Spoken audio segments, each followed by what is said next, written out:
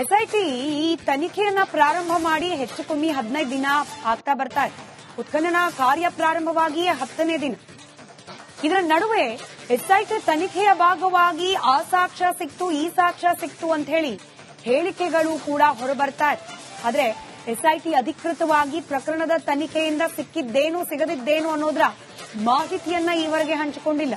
ಹೀಗಾಗಿ ಎಸ್ಐಟಿ ತನಿಖೆಯ ಮಧ್ಯಂತರ ವರದಿಗೆ ಇದೀಗ ಆಗ್ರಹ ಹೆಚ್ಚಾಗ್ತಾ ಇದೆ. ಅದರಲ್ಲೂ ವಸಂತ್ ಗಿಲಿಯಾಟ್ ಎಸ್ಐಟಿ ತನಿಖೆಯ ಮಧ್ಯಂತರ ವರದಿ ನೀಡಬೇಕು ಅಂತ ಹೇಳಿ ಆಗ್ರಹಿಸಿದ್ದಾರೆ.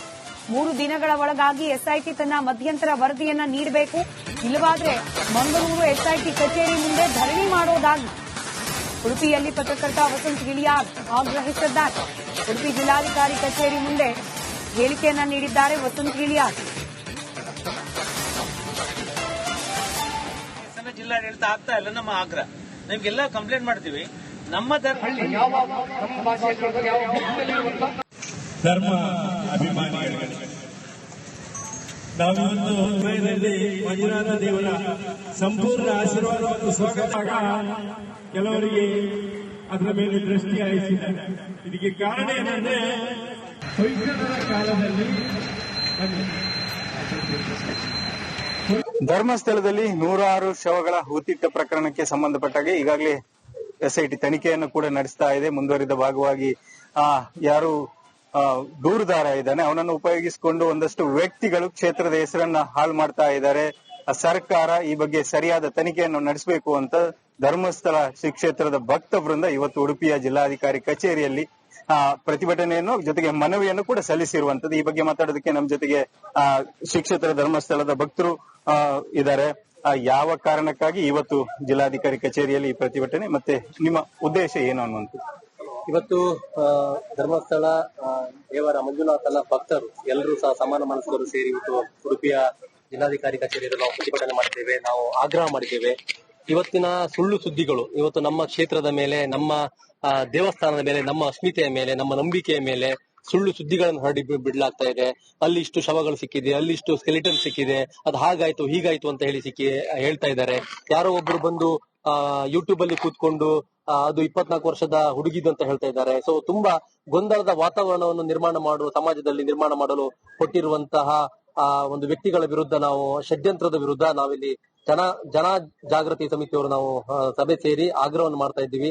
ಈಗಾಗಲೇ ಪ್ರತಿಭಟನೆಯನ್ನು ಎಸ್ಐಟಿ ಕಚೇರಿ ಮುಂದೆ ಪ್ರತಿಭಟನೆಯನ್ನ ಮಾಡ್ತೀರಿ ಅಂತ ಹೇಳಿದ್ರಿ. ಯಾವ ಕಾರಣಕ್ಕೆ ಮತ್ತೆ ಯಾವಾಗ ಮಾಡ್ತೀರಿ? 3 ದಿನಗಳೇ ದೊಡ್ಡ, ಇದೀಗ ರಜಾ ದಿನಗಳಿವೆ. ಏನ್ ದೊಡ್ಡ ವಿಷಯ ಅಲ್ಲ. ಈಗ ನಮ್ಮ ರಾಜ್ಯದ ಗೃಹ ಸಚಿವರಿಗೆ ನಾವು ಆಗ್ರಹ ಪಡಿಸುವಂತದ್ದು. ಗೃಹ ಸಚಿವರ ಬಗ್ಗೆ ವಿಶ್ವಾಸ ಇದೆ. ಪರಮೇಶ್ವರ್ ಅವರು ಬಹಳ ಪ್ರಬುದ್ಧರಿದ್ದಾರೆ.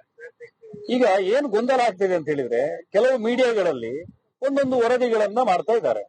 ಕೆಲವು ಸೋಷಿಯಲ್ ಮೀಡಿಯಾದ ಯೂಟ್ಯೂಬರ್ಗಳು ಮತ್ತು ಹೋರಾಟದ ಷಡ್ಯಂತ್ರದ ಒಬ್ಬ ಪಾಲುದಾರ ಅದು 24 ವರ್ಷದ ಹೆಣ್ಣು ಮಗುವಿನ ತಲೆಬುರುಡೆ ಅಂತ ಹೇಳಿ ಒಂದು ಯೂಟ್ಯೂಬ್ ವಿಡಿಯೋ ಮಾಡಿದ್ದಾನೆ. ಸೋರ್ಸ್ ಎಲ್ಲಿದ್ದು ಕೇಳಿದ್ರೆ ಎಸ್ಐಟಿ ಮೂಲದ ಸೋರ್ಸ್ ನಂಗೆ FSL ವರದಿ ಬಂದಿದೆ ಅಂತ ಹೇಳ್ತಾನೆ.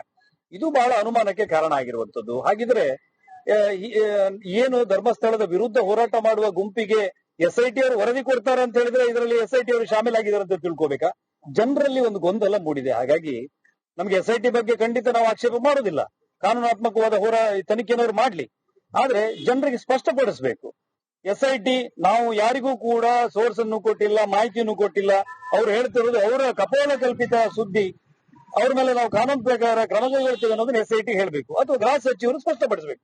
ಸರ್ಕಾರ ಈ ನಿಟ್ಟಿನಲ್ಲಿ ಸರಿಯಾದ ಕ್ರಮವನ್ನು ಕೈಗೊಳ್ಳಬೇಕು. ಕ್ಷೇತ್ರದ ಹೆಸರನ್ನ ಹಾಳು ಮಾಡಬಾರದು ಮತ್ತು ಎಸ್ಐಟಿ ತನಿಖೆಯ ವಿಚಾರಗಳು ಯಾವ್ಯಾವುದೋ ವ್ಯಕ್ತಿಗಳಿಗೆ ಹೇಗೆ ತಿಳಿಯುತ್ತದೆ ಅನ್ನೋದನ್ನು ಕೂಡ ಬಹಿರಂಗಪಡಿಸಬೇಕು ಅನ್ನುವಂತ ಒಂದು ಒತ್ತಾಯವನ್ನ ಭಕ್ತ ವೃಂದ ಮಾಡ್ತಾ ಇರುವಂತದ್ದು. ಹಾಗಾಗಿ ಸರ್ಕಾರ ಮುಂದಿನ ನಡೆಯನ್ನ ಯಾವ ರೀತಿ ಕೈಗೊಳ್ಳುತ್ತದೆ ಅನ್ನೋದನ್ನು ಕೂಡ ಕಾದ್ ನೋಡ್ಬೇಕಿದೆ. ಹರೀಶ್ ಪಾಲೇಚರ್, ರಿಪಬ್ಲಿಕ್ ಕನ್ನಡ, ಉಡುಪಿ.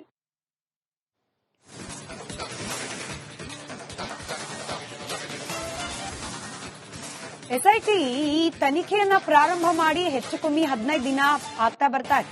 ಉತ್ಖನನ ಕಾರ್ಯ ಪ್ರಾರಂಭವಾಗಿ 10ನೇ ದಿನ. ಇದರ ನಡುವೆ ಎಸ್ಐಟಿ ತನಿಖೆಯ ಭಾಗವಾಗಿ ಆ ಸಾಕ್ಷ್ಯ ಸಿಕ್ತು, ಈ ಸಾಕ್ಷ್ಯ ಸಿಕ್ತು ಅಂತ ಹೇಳಿ ಹೇಳಿಕೆಗಳು ಕೂಡ ಹೊರಬರ್ತಾ ಇದೆ. ಆದ್ರೆ ಎಸ್ಐಟಿ ಅಧಿಕೃತವಾಗಿ ಪ್ರಕರಣದ ತನಿಖೆಯಿಂದ ಸಿಕ್ಕಿದ್ದೇನು ಸಿಗದಿದ್ದೇನು ಅನ್ನೋದರ ಮಾಹಿತಿಯನ್ನ ಈವರೆಗೆ ಹಂಚಿಕೊಂಡಿಲ್ಲ. ಹೀಗಾಗಿ ಎಸ್ಐಟಿ ತನಿಖೆಯ ಮಧ್ಯಂತರ ವರದಿಗೆ ಇದೀಗ ಆಗ್ರಹ ಹೆಚ್ಚಾಗ್ತಾ ಇದೆ. ಅದರಲ್ಲೂ ವಸಂತ್ ಗಿಲಿಯಾಟ್ ಎಸ್ಐಟಿ ತನಿಖೆಯ ಮಧ್ಯಂತರ ವರದಿ ನೀಡಬೇಕು ಅಂತ ಹೇಳಿ ಆಗ್ರಹಿಸಿದ್ದಾರೆ. 3 ದಿನಗಳ ಒಳಗಾಗಿ ಎಸ್ಐಟಿ ತನ್ನ ಮಧ್ಯಂತರ ವರದಿಯನ್ನ ನೀಡಬೇಕು, ಇಲ್ಲವಾದ್ರೆ ಮಂಗಳೂರು ಎಸ್ಐಟಿ ಕಚೇರಿ ಮುಂದೆ ಧರಣಿ ಮಾಡೋದಾಗಿ ಉಡುಪಿಯಲ್ಲಿ ಪತ್ರಕರ್ತ ವಸಂತ್ ಗಿಲಿಯಾಟ್ ಆಗ್ರಹಿಸಿದ್ದಾರೆ. ಉಡುಪಿ ಜಿಲ್ಲಾಧಿಕಾರಿ ಕಚೇರಿ ಮುಂದೆ ಹೇಳಿಕೆಯನ್ನ ನೀಡಿದ್ದಾರೆ ವಸಂತ್ ಗಿಲಿಯಾಟ್. ಜಿಲ್ಲಾಡಳಿತ ಆಗ್ತಾ ಇಲ್ಲ ನಮ್ಮ ಆಗ್ರಹ. ನಿಮ್ಗೆಲ್ಲ ಕಂಪ್ಲೇಂಟ್ ಮಾಡ್ತೀವಿ. ನಮ್ಮ ಧರ್ಮ ಅಭಿಮಾನಿಗಳಿಗೆ ನಾವಿವತ್ತು ಸಮಯದಲ್ಲಿ ಮಂಜುನಾಥ ದೇವರ ಸಂಪೂರ್ಣ ಆಶೀರ್ವಾದ ಮತ್ತು ಸ್ವಾಗತ ಕೆಲವರಿಗೆ ಅದರ ಮೇಲೆ ದೃಷ್ಟಿ ಹಾಯಿಸಿದ್ದಾರೆ. ಇದಕ್ಕೆ ಕಾರಣ ಏನಂದ್ರೆ ಹೊಯ್ಸಳರ ಕಾಲದಲ್ಲಿ ಧರ್ಮಸ್ಥಳದಲ್ಲಿ 106 ಶವಗಳ ಹೂತಿಟ್ಟ ಪ್ರಕರಣಕ್ಕೆ ಸಂಬಂಧಪಟ್ಟಾಗೆ ಈಗಾಗಲೇ ಎಸ್ಐಟಿ ತನಿಖೆಯನ್ನು ಕೂಡ ನಡೆಸ್ತಾ ಇದೆ. ಮುಂದುವರಿದ ಭಾಗವಾಗಿ ಯಾರು ದೂರುದಾರ ಇದ್ದಾನೆ ಅವನನ್ನು ಉಪಯೋಗಿಸಿಕೊಂಡು ಒಂದಷ್ಟು ವ್ಯಕ್ತಿಗಳು ಕ್ಷೇತ್ರದ ಹೆಸರನ್ನ ಹಾಳು ಮಾಡ್ತಾ ಇದ್ದಾರೆ. ಸರ್ಕಾರ ಈ ಬಗ್ಗೆ ಸರಿಯಾದ ತನಿಖೆಯನ್ನು ನಡೆಸಬೇಕು ಅಂತ ಧರ್ಮಸ್ಥಳ ಶ್ರೀ ಕ್ಷೇತ್ರದ ಭಕ್ತ ವೃಂದ ಇವತ್ತು ಉಡುಪಿಯ ಜಿಲ್ಲಾಧಿಕಾರಿ ಕಚೇರಿಯಲ್ಲಿ ಪ್ರತಿಭಟನೆಯನ್ನು ಜೊತೆಗೆ ಮನವಿಯನ್ನು ಕೂಡ ಸಲ್ಲಿಸಿರುವಂತದ್ದು. ಈ ಬಗ್ಗೆ ಮಾತಾಡೋದಕ್ಕೆ ನಮ್ಮ ಜೊತೆಗೆ ಶ್ರೀ ಕ್ಷೇತ್ರ ಧರ್ಮಸ್ಥಳದ ಭಕ್ತರು ಇದ್ದಾರೆ. ಯಾವ ಕಾರಣಕ್ಕಾಗಿ ಇವತ್ತು ಜಿಲ್ಲಾಧಿಕಾರಿ ಕಚೇರಿಯಲ್ಲಿ ಈ ಪ್ರತಿಭಟನೆ, ಮತ್ತೆ ನಿಮ್ಮ ಉದ್ದೇಶ ಏನು ಅನ್ನುವಂಥದ್ದು? ಇವತ್ತು ಧರ್ಮಸ್ಥಳ ದೇವರ ಮಂಜುನಾಥನ ಭಕ್ತರು ಎಲ್ಲರೂ ಸಹ ಸಮಾನ ಮನಸ್ಕರು ಸೇರಿ ಇವತ್ತು ಉಡುಪಿಯ ಜಿಲ್ಲಾಧಿಕಾರಿ ಕಚೇರಿಯಲ್ಲಿ ನಾವು ಪ್ರತಿಭಟನೆ ಮಾಡಿದ್ದೇವೆ. ನಾವು ಆಗ್ರಹ ಮಾಡಿದ್ದೇವೆ. ಇವತ್ತಿನ ಸುಳ್ಳು ಸುದ್ದಿಗಳು ಇವತ್ತು ನಮ್ಮ ಕ್ಷೇತ್ರದ ಮೇಲೆ, ನಮ್ಮ ದೇವಸ್ಥಾನದ ಮೇಲೆ, ನಮ್ಮ ಅಸ್ಮಿತೆಯ ಮೇಲೆ, ನಮ್ಮ ನಂಬಿಕೆಯ ಮೇಲೆ ಸುಳ್ಳು ಸುದ್ದಿಗಳನ್ನು ಹರಡಿ ಬಿಡಲಾಗ್ತಾ ಇದೆ. ಅಲ್ಲಿ ಇಷ್ಟು ಶವಗಳು ಸಿಕ್ಕಿದೆ, ಅಲ್ಲಿ ಇಷ್ಟು ಸ್ಕೆಲಿಟನ್ ಸಿಕ್ಕಿದೆ, ಅದು ಹಾಗಾಯ್ತು ಹೀಗಾಯ್ತು ಅಂತ ಹೇಳಿ ಹೇಳ್ತಾ ಇದ್ದಾರೆ. ಯಾರೋ ಒಬ್ರು ಬಂದು ಯೂಟ್ಯೂಬ್ ಅಲ್ಲಿ ಕೂತ್ಕೊಂಡು ಅದು 24 ವರ್ಷದ ಹುಡುಗಿದು ಅಂತ ಹೇಳ್ತಾ ಇದ್ದಾರೆ. ಸೊ ತುಂಬಾ ಗೊಂದಲದ ವಾತಾವರಣವನ್ನು ಸಮಾಜದಲ್ಲಿ ನಿರ್ಮಾಣ ಮಾಡಲು ಕೊಟ್ಟಿರುವಂತಹ ಒಂದು ವ್ಯಕ್ತಿಗಳ ವಿರುದ್ಧ ನಾವು ಷಡ್ಯಂತ್ರದ ವಿರುದ್ಧ ನಾವಿಲ್ಲಿ ಜನ ಜಾಗೃತಿ ಸಮಿತಿಯವರು ನಾವು ಸಭೆ ಸೇರಿ ಆಗ್ರಹವನ್ನು ಮಾಡ್ತಾ ಇದ್ದೀವಿ. ಈಗಾಗಲೇ ಪ್ರತಿಭಟನೆಯನ್ನು ಎಸ್ಐಟಿ ಕಚೇರಿ ಮುಂದೆ ಪ್ರತಿಭಟನೆಯನ್ನ ಮಾಡ್ತೀರಿ ಅಂತ ಹೇಳಿದ್ರಿ. ಯಾವ ಕಾರಣಕ್ಕೆ ಮತ್ತೆ ಯಾವಾಗ ಮಾಡ್ತೀರಿ? 3 ದಿನಗಳೇ ದೊಡ್ಡ, ಇದೀಗ ರಜಾ ದಿನಗಳಿವೆ. ಏನ್ ದೊಡ್ಡ ವಿಷಯ ಅಲ್ಲ. ಈಗ ನಮ್ಮ ರಾಜ್ಯದ ಗೃಹ ಸಚಿವರಿಗೆ ನಾವು ಆಗ್ರಹ ಪಡಿಸುವಂತದ್ದು. ಗೃಹ ಸಚಿವರ ಬಗ್ಗೆ ವಿಶ್ವಾಸ ಇದೆ. ಪರಮೇಶ್ವರ್ ಅವರು ಬಹಳ ಪ್ರಬುದ್ಧರಿದ್ದಾರೆ. ಈಗ ಏನ್ ಗೊಂದಲ ಆಗ್ತಿದೆ ಅಂತ ಹೇಳಿದ್ರೆ, ಕೆಲವು ಮೀಡಿಯಾಗಳಲ್ಲಿ ಒಂದೊಂದು ವರದಿಗಳನ್ನ ಮಾಡ್ತಾ ಇದ್ದಾರೆ. ಕೆಲವು ಸೋಷಿಯಲ್ ಮೀಡಿಯಾದ ಯೂಟ್ಯೂಬರ್ಗಳು ಮತ್ತು ಹೋರಾಟದ ಷಡ್ಯಂತ್ರದ ಒಬ್ಬ ಪಾಲುದಾರ ಅದು 24 ವರ್ಷದ ಹೆಣ್ಣು ಮಗುವಿನ ತಲೆಬುರುಡೆ ಅಂತ ಹೇಳಿ ಒಂದು ಯೂಟ್ಯೂಬ್ ವಿಡಿಯೋ ಮಾಡಿದ್ದಾನೆ. ಸೋರ್ಸ್ ಎಲ್ಲಿದು ಕೇಳಿದ್ರೆ SIT ಮೂಲದ ಸೋರ್ಸ್, ನಂಗೆ FSL ವರದಿ ಬಂದಿದೆ ಅಂತ ಹೇಳ್ತಾನೆ. ಇದು ಬಹಳ ಅನುಮಾನಕ್ಕೆ ಕಾರಣ ಆಗಿರುವಂತದ್ದು. ಹಾಗಿದ್ರೆ ಏನು ಧರ್ಮಸ್ಥಳದ ವಿರುದ್ಧ ಹೋರಾಟ ಮಾಡುವ ಗುಂಪಿಗೆ SIT ಅವರು ವರದಿ ಕೊಡ್ತಾರೆ ಅಂತ ಹೇಳಿದ್ರೆ ಇದರಲ್ಲಿ SIT ಅವರು ಶಾಮೀಲಾಗಿದ್ದಾರೆ ಅಂತ ತಿಳ್ಕೋಬೇಕಾ? ಜನರಲ್ಲಿ ಒಂದು ಗೊಂದಲ ಮೂಡಿದೆ. ಹಾಗಾಗಿ ನಮ್ಗೆ SIT ಬಗ್ಗೆ ಖಂಡಿತ ನಾವು ಆಕ್ಷೇಪ ಮಾಡೋದಿಲ್ಲ. ಕಾನೂನಾತ್ಮಕವಾದ ತನಿಖೆನವರು ಮಾಡ್ಲಿ, ಆದ್ರೆ ಜನರಿಗೆ ಸ್ಪಷ್ಟಪಡಿಸಬೇಕು. SIT ನಾವು ಯಾರಿಗೂ ಕೂಡ ಸೋರ್ಸ್ ಅನ್ನು ಕೊಟ್ಟಿಲ್ಲ, ಮಾಹಿತಿಯನ್ನು ಕೊಟ್ಟಿಲ್ಲ. ಅವ್ರು ಹೇಳ್ತಿರೋದು ಅವರ ಕಪೋಲ ಕಲ್ಪಿತ ಸುದ್ದಿ. ಅವ್ರ ಮೇಲೆ ನಾವು ಕಾನೂನು ಪ್ರಕಾರ ಕ್ರಮ ಕೈಗೊಳ್ತೇವೆ ಅನ್ನೋದನ್ನ SIT ಹೇಳಬೇಕು, ಅಥವಾ ಗೃಹ ಸಚಿವರು ಸ್ಪಷ್ಟಪಡಿಸಬೇಕು.